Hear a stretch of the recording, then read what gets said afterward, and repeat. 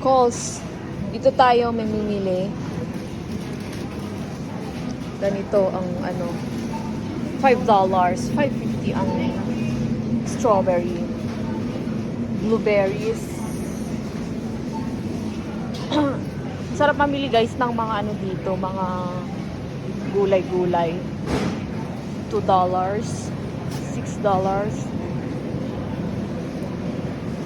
Ito yung mini market nila. A branch. Hindi mahal naman, $9. Oo. Tapos $3.